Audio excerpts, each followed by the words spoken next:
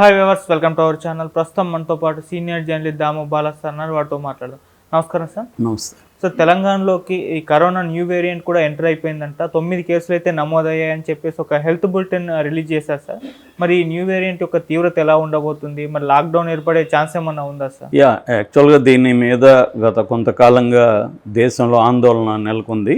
Central health ministry కూడా అన్ని రాష్ట్రాలకు హెచ్చరికలు పంపింది. WHO కూడా ప్రపంచంలో అన్ని దేశాలకు హెచ్చరికలు పంపుతోంది. ఎందుకంటే ఇది కొత్త variant, Omicron sub variant BA.2.86 అని ఒకటి ఉంది. ఇది ఇప్పుడు కొత్తగా వచ్చింది JN.1 అనే ఒక కొత్త వేరియంట్.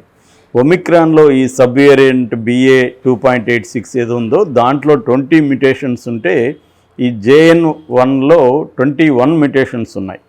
సో అందుకని దానికంటే ఇది పవర్ఫుల్ అంటున్నారు. బట్ ఒమిక్రాన్ సబ్ వేరియంట్ పెద్ద డేంజరస్గా ఏమీ లేదు.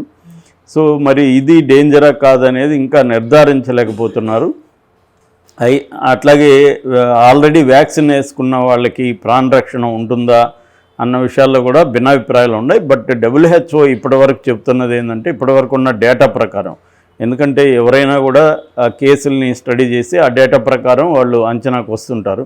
మనకు బిగినింగ్లో కూడా అటువంటి కన్ఫ్యూజనే, COVID-19కి సంబంధించి కూడా అటువంటి కన్ఫ్యూజనే నెలకొనింది. సో ఇది ఫస్ట్ లగ్జంబర్గ్లో ఈ వేరియంట్ని, ఈ JN.1 వేరియంట్ని ఫస్ట్ ఫైండ్ అవుట్ చేశారు. దాని తర్వాత సెప్టెంబర్లో అమెరికాలో ఇది బయటపడింది. దాని తర్వాత చైనాలో ఒక 7 కేసులు చైనాలో వచ్చాయి.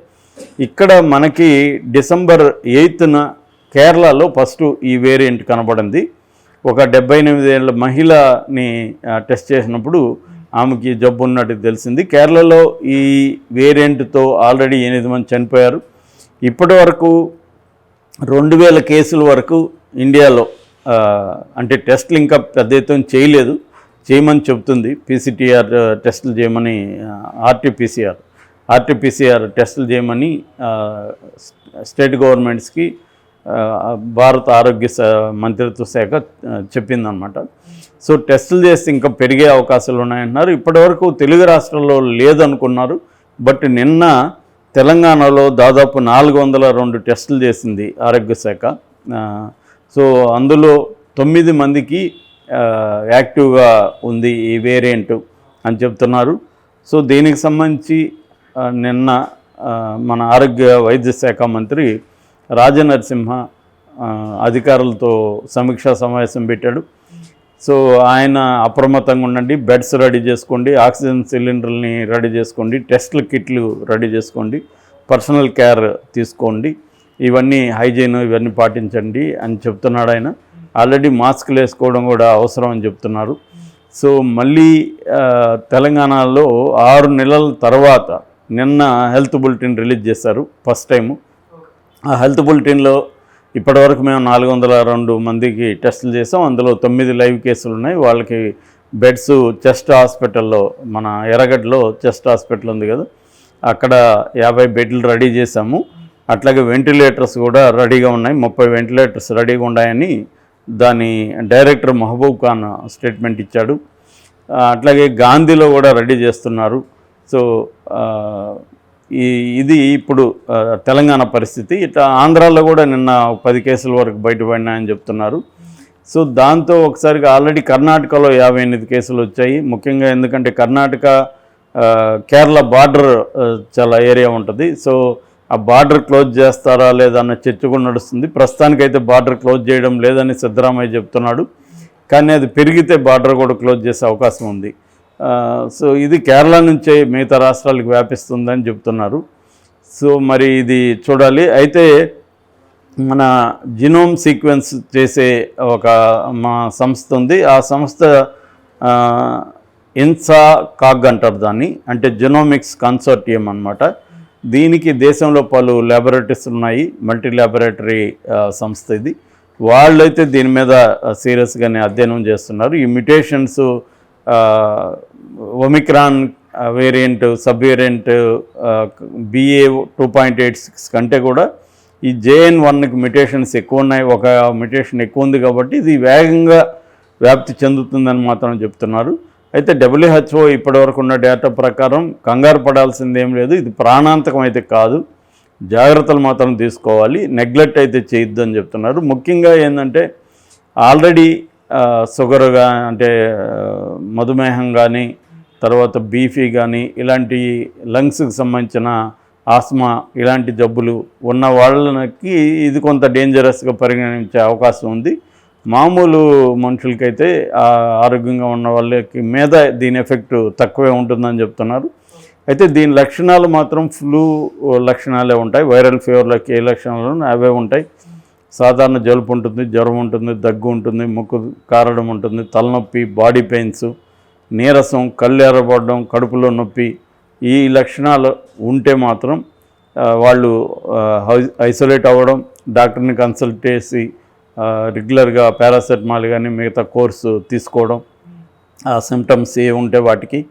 సో దాని తర్వాత వాళ్ళు హైజెనిక్గా ఉండడం, ఇవన్నీ కూడా చేయాలి. ఐసోలేట్లో ఉండండి, వాళ్ళు తిరగద్దు అంటున్నారు. అలాంటి వాళ్ళు ఉంటే మీరు కూడా కలవకండి, దూరంగా ఉండాలని చెప్తున్నారు. అయితే ఇక్కడ చాలామందికి ఉన్న ప్రశ్న ఏమంటే మళ్ళీ కరోనా అనగానే మళ్ళీ లాక్డౌన్ వస్తుందా అనే ఒక భయం అందరిలో కనబడుతుంది. ఎందుకంటే గతంలో లాక్డౌన్ వల్ల ఎన్ని ఇబ్బందులు పడ్డారో చూసాం మనం.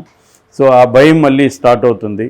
కానీ ఏదేమైనా COVID-19 తర్వాత ఒక నార్మల్ అనేది పోయింది. ఇప్పుడు దాన్ని న్యూ నార్మల్ అని పిలుస్తున్నారు. కాబట్టి ఎప్పుడైనా హెల్త్ ఎమర్జెన్సీ వచ్చే ఛాన్స్ ఉంది, ఎప్పుడైనా ఏదో ఒక వేరియంట్ మళ్ళీ అటాక్ అయ్యేది. ఇది కంప్లీట్గా నాశనం అవడం అనేది జరగదు. ఎక్కడో చోట అది మ్యుటేషన్ ఉండి అది మళ్ళీ పెరుగుతుంటుంది దానికి తగిన వాతావరణం ఏర్పడినప్పుడు.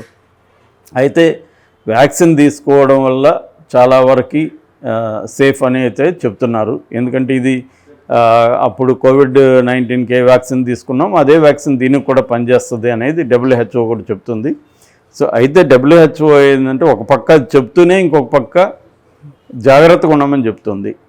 జాగ్రత్తలు తీసుకోవాలి. రెండో ప్రిపేర్డ్నెస్ కలిగి ఉండాలి. గతంలో మనకి ఎక్కువ నష్టం రావడానికి కారణం అంటే ప్రిపేర్డ్గా లేము మనం. ఎందుకంటే పబ్లిక్ హెల్త్ సిస్టమ్ అనేది కంప్లీట్గా రూయిన్ అయిపోయింది. కంప్లీట్గా హెల్త్ని ప్రైవేట్ సెక్టర్కి వదిలేసాం. ప్రైవేట్ సెక్టర్ ఏమో వాళ్ళకి ప్రధానంగా డబ్బు, లాభమే, ఆదాయమే ప్రధానంగా వాళ్ళు చూస్తారు. కాబట్టి వాళ్ళు పబ్లిక్ సేఫ్టీ అనేది వాళ్ళకి ప్రయారిటీ కాదు. రెండోది ఆ కైండ్ ఆఫ్ ఎక్విప్డ్ కూడా కాదు అవి. సో కాబట్టి పబ్లిక్ హెల్త్ సిస్టమ్ని స్ట్రెంగ్తన్ చేయాల్సిన అవసరం కరోనా ప్రపంచవ్యాప్తంగా, మన దేశమనే కాదు ప్రపంచవ్యాప్తంగా కూడా పబ్లిక్ హెల్త్ సిస్టమ్ని స్ట్రెంగ్తన్ చేయాలి, వివిధ వ్యవస్థల్ని స్ట్రెంగ్తన్ చేయడం అనేది అవసరం. ఎందుకంటే దీన్ని సోషలిస్ట్ జబ్బు అని కూడా పిలుస్తారు. ఎందుకంటే ధనవంతులకైనా పేదవాడికైనా ఒకే రకంగా ఎఫెక్ట్ చేస్తుంది అందరికీ. కాకపోతే డబ్బున్న వాళ్ళు కొద్దిగా హాస్పిటల్స్ అవి ఉండగలుగుతున్నారు. అప్పుడు కూడా మందులన్నీ కూడా బ్లాక్కి వెళ్ళిపోయారు. రెమ్డెసివిర్ ఇట్లాంటి 30,000-40,000 కూడా అమ్మారు బ్లాక్లో. సో ఇదేంటంటే అందువల్ల గవర్నమెంట్ ముందుగా అన్ని ప్రిపేర్డ్గా ఉండడం, ముఖ్యంగా ఆక్సిజన్ ఉత్పత్తిని పెంచుకోవడం, ఎక్విప్మెంట్ రెడీ చేసుకోవడం, బెడ్స్ని రెడీ చేసుకోవడం, రెండోది విరివిగా టెస్టులు చేయడం, ఇది ఇప్పుడు చేయాలి. హెల్త్ బులెటిన్ రిలీజ్ చేసిందంటేనే సీరియస్ ఉండడం అనేది మనం అర్థం చేసుకోవాలి. ఎందుకంటే సెంట్రల్ ఆరోగ్య శాఖ కూడా చేస్తుంది. రెండోది ఏంటంటే కేరళకు వెళ్తున్న ఈ శబరిమల అయ్యప్ప భక్తులు ఎవరైతే ఉన్నారో వాళ్ళు ఎక్స్ట్రా కేర్ తీసుకోవాలి. ఎందుకంటే ఇప్పుడు కేరళలో ఇది ఉంది కాబట్టి అక్కడికి వెళ్ళినప్పుడు వచ్చే అవకాశం ఉంది. వాళ్ళు వచ్చి మళ్ళీ ఇక్కడ ఆయా రాష్ట్రాల్లో వాళ్ళు దీన్ని స్ప్రెడ్ చేసే అవకాశం ఉంది. కానీ మరి జాగ్రత్తలు తీసుకోవడం అంటే ఏందనేది క్లియర్గా లేదు. ఎందుకంటే వీళ్ళు గుంపులుగా వెళ్తారు, ఎక్కడ చూసినా గుంపులుగా ఉంటారు. సో మరి జర్నీలలో రావచ్చు, కేరళలో అక్కడికి వెళ్ళినప్పుడు అందరూ కలిసిపోతారు. సో అంత గుంపులు ఉండడం కరెక్ట్ కాదు. కానీ ఇప్పుడు దాన్ని ఆపితే మళ్ళీ అది పెద్ద గొడవ. అందుకని కేరళ ప్రభుత్వం దాన్ని అయితే ఆపదలుచుకోలేదు ఇమ్మీడియట్గా. కానీ కేసులు పెరిగితే మాత్రం ప్రాబ్లం అవుతుంది. అయ్యప్ప భక్తులకి చాలా ఇబ్బంది ఉంది, వాళ్ళ వల్ల మిగతా ప్రజలకు కూడా ఇబ్బంది ఉంది. ఎందుకంటే వీళ్ళు కేరళ వెళ్ళి అక్కడ నుంచి తీసుకొస్తారన్న భయం అయితే ఉంది. మరి ఇది ఎలా సాల్వ్ చేస్తారనేది చూడాలి. ఎందుకంటే వాళ్ళ జోలికి వెళ్తే మళ్ళీ ఆందోళనలు ఇవన్నీ ఎక్కువ చేస్తారు. కానీ ఇది హెల్త్ ఎమర్జెన్సీకి దారితీస్తే మాత్రం సీరియస్గా ఉంటుంది. బట్ ఇప్పటికిన్న ప్రజెంట్ సిచ్యువేషన్ అయితే ఇమ్మీడియట్గా లాక్డౌన్ అటువంటి ప్రమాదాలు లేకపోవచ్చు, కానీ భవిష్యత్తులో ఉండదని మనం గ్యారంటీగా చెప్పలేం. అది ఉండే అవకాశం కూడా ఉంది. పెరిగాయంటే ఇవి సడన్గా కూడా పెరుగుతాయి. సడన్గా పెరిగితే, ఎందుకంటే ఆల్రెడీ వింటర్ సీజన్, ఇది వింటర్ సీజన్లో పెరిగే అవకాశం కూడా ఉంది. ఆల్రెడీ ఏంటంటే వింటర్ సీజన్లో రెస్పిరేటరీ ఇష్యూస్ జనంలో ఎక్కువ ఉంటాయి. దానివల్ల వీక్ ఇమ్యూన్ సిస్టమ్ ఉంటుంది. సో దానివల్ల అటాక్ చేసే అవకాశాలు కూడా ఎక్కువ ఉండే ఇది ఉంది. అందువల్ల ఎవరికి వాళ్ళు జాగ్రత్తలు తీసుకోవడం, గవర్నమెంట్స్ అప్రమత్తంగా ఉండడం, హాస్పిటల్స్ ఇవన్నీ అవసరం.